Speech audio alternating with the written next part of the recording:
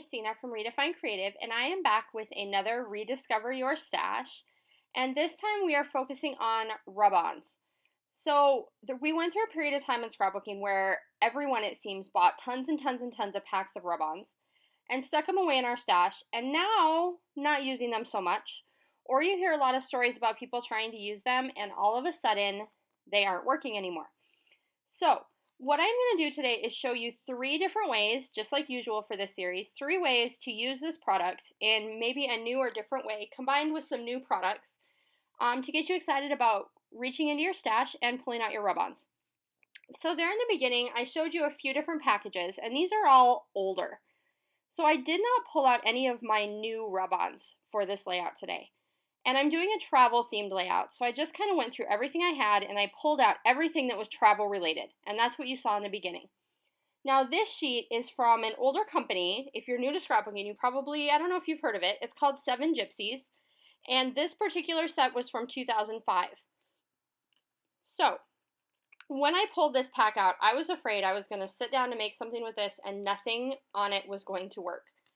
And there are some, I will say, where part of the word doesn't come out or it's stuck to the background paper like it's already applied on there. But for the most part, all of these different rub-ons worked. So basically what I did is I just put them all on white cardstock. I moved them around, I rotated some, I flipped them around. I put some rub-ons half over the top of other rub-ons just to make kind of a collage in this background. And then I am taking my circle punch and punching them out.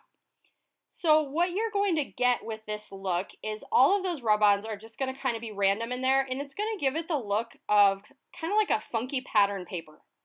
And those are going to be one of the design elements on my page. So here you see I'm pulling out the different pattern papers and elements that I'm going to use, and I am working with the new Maggie Holmes Gather collection. And the reason I'm doing this is because I wanted you to see, or I wanted to be able to show you, that these old rub-ons can still work really well with your brand new collections.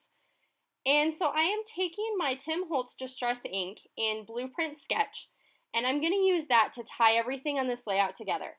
So every single paper layer that is going on this layout anywhere is going to have that Blueprint Sketch blue around it. And the reason I chose that particular ink is, one, you notice in my photo that the top portion, especially that right-hand corner, has a really bright blue sky. And then I wanted to use this bright blue note, musical note paper from the Gather collection. So in order to tie everything together, I'm pulling in that bright blue element to everything that I do. And it actually works really well to create some cohesion between everything. And so this photo is a photo of some of the architecture in Balboa Park in San Diego. And I've been there a couple of times before just to like go to a random museum, nothing spectacular. Well, this time we were in San Diego for a little bit longer over fall break. And so we had some time we could just kind of wander the park, and the kids had ice cream and got their face painted, and we just wandered and looked around and listened. And so this is where this photo comes from, and the journaling is going to go with that. So now I have my second set of rub-ons, and this is my second strategy for you. These are from 3 Bugs in a Rug, and it doesn't say what year they are, but I know that they are really old. And so what I did is I pulled out 3 different words that matched the colors of this kit. And I am going to, instead of adhering them to the layout, I am going to adhere them to a piece of thick fun foam. And what that's going to do, once I do that and cut them out, is it makes its own puffy stickers.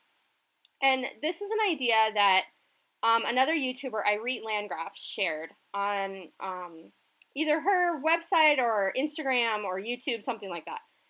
And it's a really great way to use some of these rub-ons that we have that have been hanging around in a way that's a little bit more fresh, so a little more current, making them into these puffy stickers. And it worked out great. These applied great, no problem. So that was your second strategy. The third one is I used these tickets. And you see I'm working with those right now. Those are also from 7 Gypsies. They're a little more recent. I think those are from 2011. But I picked them up at Tuesday morning for less than $1. And so what I am doing with those is I am cutting out some that are in sizes that are common with this ticket pattern paper from the Gather collection. And basically what I'm doing is choosing one space from each of those lines of tickets to cover with one of these travel tickets. So it's giving it a little bit of a different look and drawing some interest to those areas of that pattern paper to make it kind of stand out and pull the reader over there like, oh, what's going on here? What's this?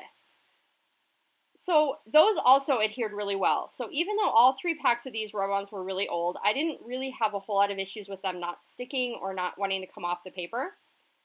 Then I took my tiny attacher and used 2 staples in each one of those rubbed on areas. And what that does is it gives it the look that I have taken an actual ticket and stapled it onto my layout.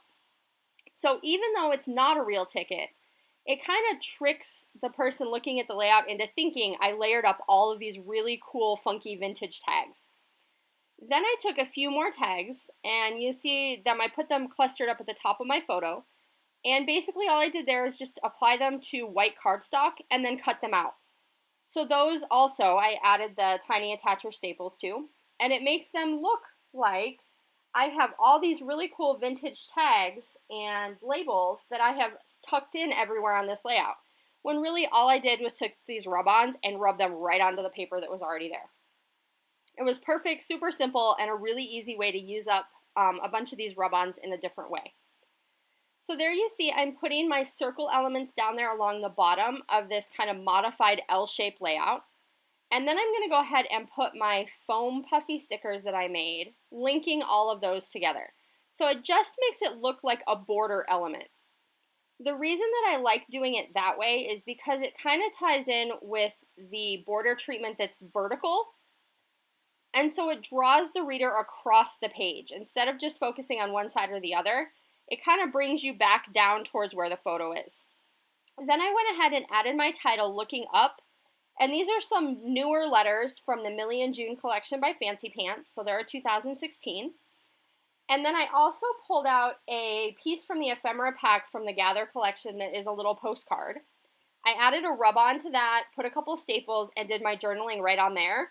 And I'm using that to tie all of my vertical and horizontal columns together in that corner.